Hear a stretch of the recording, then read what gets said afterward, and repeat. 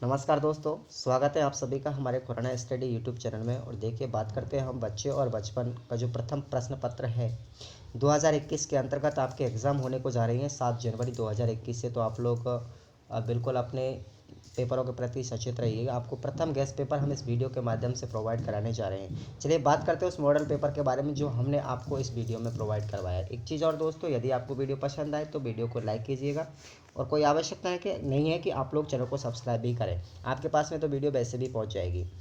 आपको यहाँ पर 70 नंबर का प्रश्न पत्र दिया गया है, जिसमें से आपको 40% मार्किंग होना कंपलसरी है पास होने के लिए। तो आपको यहाँ पर मिनिमम से मिनिमम 28 नंबर लाना ज़रूरी होगा। बात करते हैं हम इसकी समय सीमा की, तो इसके अंतर्गत 3 घंटे का समय होगा और इसमें आपको कुछ कंपलसरी डायरेक्शन भी दिए गए हैं। सभी प्रश्न होंगे वो आपको अनिवार्य होंगे, उनके अंक भार मैंने आपको प्रश्न पत्र में सामने शो कर रखे हैं। यहाँ पर प्रश्न पत्र के अंतर्गत 1 से 4 प्रश्न तक आपको कुछ ऑब्जेक्ट क्वेश्चन दिए जाएंगे, जिनका आपको प्रश्न कॉपी के अंतर्गत जो उत्तर तालिका बनाई जाएगी उसमें आपको लिखना होगा। बात करते हैं हम उस ऑब्जेक्ट क्वेश्चंस के बारे में जो आपको 4 दिए गए हैं। चलिए बात करेंगे। पढ़ते हैं हम पहला क्वेश्चन की लैब बायोगोल्स की जो संबंधित है वो किस सिद्धांत से है। तो आपका यहाँ पर सी ऑप्शन राइट हो जाएगा, सामाजिक सांस्कृतिक सिद्धांत से। ठीक है गाइस। उसके बाद में अगला क्वेश्चन है, तार्किक व नवीन विचारों के अर्थ को समझना किस विकास के अंतर्गत आता है। तो बहुत से बच्चों का इसका राइट आंसर नहीं लग पाता। तार्किक और नवीन विचारों की अभिव्यक्ति बच्चे के अंतर्गत एक संवेगात्मक विकास के अंतर्गत आती है। तो यहाँ पर ऑप्शन से राइट हो जाएगा। बात करते हैं हम तीसरे क्वेश्चन की। मैकडूगल के अनुसार क्रोध संवेग जिस मूल प्रवृत्ति से संबंधित है वह किस प्रवृत्ति के अंतर्गत आता है। तो दोस्तों, क्रोध को देकर के व्यक्ति के मन में आक्रामकता की भावना विकसित हो जाती है। तो यहाँ पर सी ऑप्शन राइट हो जाएगा, आक्रामकता। उसके बाद चौथा क्वेश्चन है आपका कि व्यक्ति को अपने विचारों के प्रदर्शन हेतु कौन सी विधि अवसर देती है। तो यहाँ पर सीधा ही आंसर होगा क्लिनिकल विधि। जो अपनी चिकित्सा की विधि होती है, जिसको हम इंग्लिश में क्लिनिकल विधि कहते हैं, वो हमारे विचारों को प्रदर्शन हेतु अवसर देती है। अब बात करते हैं हम कुछ अति लघुतरात्मक प्रश्न भी आपको यहाँ पर देखने को मिलेंगे। तो यहाँ पर शब्द सीमा जो होगी आपको 20 से 30 शब्दों के अंतर्गत मिलेगी और प्रश्न का अंक भार आपका 2 नंबर का होगा। बात करते हैं 5वें प्रश्न की। तो देखिएगा गाइस, समर हिल स्कूल की स्थापना किस मूल सिद्धांत के आधार पर की गई थी। तो आपको इसका राइट आंसर अपनी नोटबुक या किसी टीचर के माध्यम से, जो भी आपको आंसर प्रोवाइड करवाए उसके माध्यम से आप लोग यहाँ से पढ़ें। तो समर हिल स्कूल की स्थापना मैं इतना बता सकता हूँ कि एएस नील के माध्यम से की गई थी, लेकिन किस सिद्धांत के माध्यम से की गई थी ये अपनी नोटबुक कॉपी के अंतर्गत देखते जाएं। उसके बाद में क्वेश्चन नंबर 6 है कि बचपन को प्रभावित करने वाले 2 कारक कौन कौन से हैं। सिर्फ आपको 2 कारक ही लिखने हैं, सिर्फ उनका नाम लिखना है, न कि उनकी एक्सप्लेनेशन करनी है। आपको सिर्फ नाम ही लिखना है। बात करते हैं क्वेश्चन नंबर 7 कि शिक्षक के लिए बच्चों में नैतिक विकास की प्रक्रिया को समझना क्यों आवश्यक है। इसका भी आंसर लिखना है। बात करते हैं क्वेश्चन नंबर 8 की, बाल विकास की अवधारणा में क्रमबद्ध पद को समझाइए। तो यहाँ पर बहुत सारे पद दिए गए होते हैं, परिपक्वता है, क्रमबद्धता है, चरणबद्धता है। तो यहाँ पर चरणबद्धता जो पद है वो क्रमबद्ध का ही सिमिलर नाम होगा। तो आपको यहाँ क्रमबद्ध शब्द के बारे में कुछ व्याख्या करनी होगी। उसके बाद में क्वेश्चन नंबर 9 है, जेंडर से आपका क्या आशय है, उसके बारे में आपको संक्षिप्त में टिप्पणी लिखनी है, वो भी 2 नंबर के अकॉर्डिंग। उसके बाद में बात करते हैं क्वेश्चन नंबर 10वां, जिसकी शब्द सीमा 150 शब्दों के अंतर्गत होगी। इसका अंक भार प्रत्येक 3 नंबर का होगा। क्वेश्चन नंबर 10 देखिएगा, बच्चों को कक्षा में अपमानित करने से बाल मन पर क्या प्रभाव पड़ता है।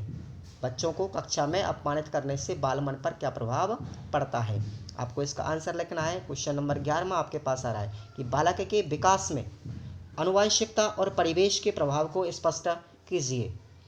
क्वेश्चन नंबर 12 आएगा कि व्यवहारवादी सिद्धांत के कोई 2 प्रतिपादकों के नाम लिखिए। व्यवहारवादी सिद्धांत के कोई 2 प्रतिपादक, यानी कि जो मनोवैज्ञानिक थे जिन्होंने व्यवहारवाद सिद्धांत के माध्यम से प्रतिपक्ष किया था, उनके आपको नाम लिखना है। उसके बाद में क्वेश्चन नंबर 13 है, व्यक्ति के व्यक्तित्व के संबंध में आत्म प्रत्यय को स्पष्ट कीजिए। तो दोस्तों यहाँ पर बहुत अच्छा क्वेश्चन है। आत्म प्रत्यय यानी आत्म प्रत्यक्षीकरण इसका दूसरा नाम होगा। आपको यहाँ पर इसके बारे में संक्षिप्त में टिप्पणी करना है, लगभग 150 शब्द, यानी कि आपको एक पेज के अंतर्गत इसका आंसर लिखना होगा। उसके बाद में बात करते हैं क्वेश्चन नंबर 14। बेंडूरा के अनुसार किशोर अवस्था में संवेग अस्थिरता के कोई 2 कारणों को लिखना होगा। अंक बाहर 3 का होगा, बिल्कुल सोच समझ के अपना आंसर लिख कर आए। संवेग अस्थिरता के कोई 2 कारण। उसके बाद में है अपना 7वीं यूनिट से है कि संरक्षित साक्षात्कार और असंरक्षित साक्षात्कार के बारे में आपको डिफरेंट वेरीफाई करना होगा कि यहाँ पर इनमें अंतर क्या होगा, संरक्षित साक्षात्कार और असंरक्षित साक्षात्कार। यहाँ थोड़ा सा मिस्टेक हो गया है प्रिंट के माध्यम से, ये असंरक्षित और संरक्षित साक्षात्कार है। ठीक है गाइस। उसके बाद में क्वेश्चन नंबर 16 होगा आपका, सामाजिक जननांग की प्रोफाइल की उपयोगिता के बारे में समझाइए।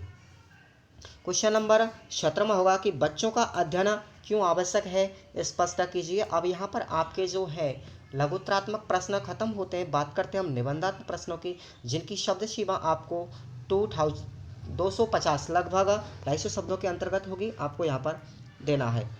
बहुत अच्छा क्वेश्चन है कि प्रमुख बाल अधिकार क्या है। इस यूनिट से आपको एक क्वेश्चन देखने को अवश्य मिलेगा, बाल अधिकार क्या है। राज्य सरकार द्वारा बाल अधिकारों के संरक्षण हेतु किए गए प्रयासों का वर्णन कीजिए। यानी कि बाल अधिकारों से संबंधित आपको प्रश्न हर एग्जाम के अंतर्गत आता ही है प्रतिवर्ष। तो आपको बाल संरक्षण अधिकार के बारे में पूछ सकता है, या बाल संरक्षण आयोग की स्थापना कब की गई थी, ये किस वर्ष की गई थी, किस समिति के माध्यम से की गई थी, इन सब के बारे में जानकारी आपको अपनी जो DLED 1 वीक सीरीज होती है उनके माध्यम से आप संक्षिप्त में पढ़ सकते हैं, वरना किसी टीचर के माध्यम से प्रोवाइड कर गए नोट्स वहाँ से भी आप पढ़ सकते हैं।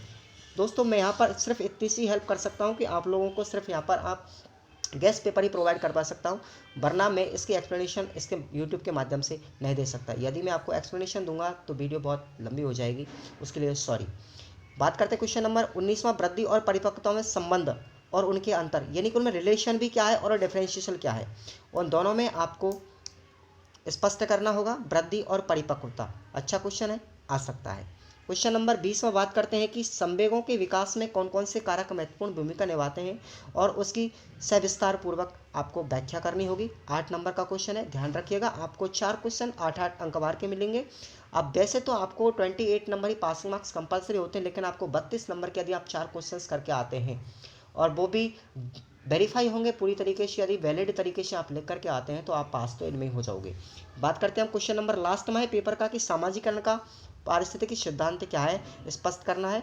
अब इसी के साथ में हमारी वीडियो को पोस्ट करने से पहले मैं आपको एक इन्फॉर्मेशन दे देता हूँ कि इस जो प्रश्न पत्र है उसके अतिरिक्त मैं आपको द्वितीय गैस पेपर भी लेकर कहूँगा। मॉर्निंग सुबह 8 बजे आप लोग 3 घंटे पहले आराम से पढ़ सकते हैं, यानी कि आप अपने एग्जाम सेंटर पर जब भी जाओगे 10 बजे से पहले जाओगे, क्योंकि वहाँ पर आधे घंटे पहले एंट्री होना कंपलसरी है। ठीक है गाइस। और अपनी पूर्ण कोविड-19 के अंतर्गत जो दिशा निर्देशन दिए गए थे उनका पूरी तरीके से फॉलो करें और अपने एडमिट कार्ड डाउनलोड करवा लें ई मित्रा के माध्यम से। ठीक है गाइस, धन्यवाद।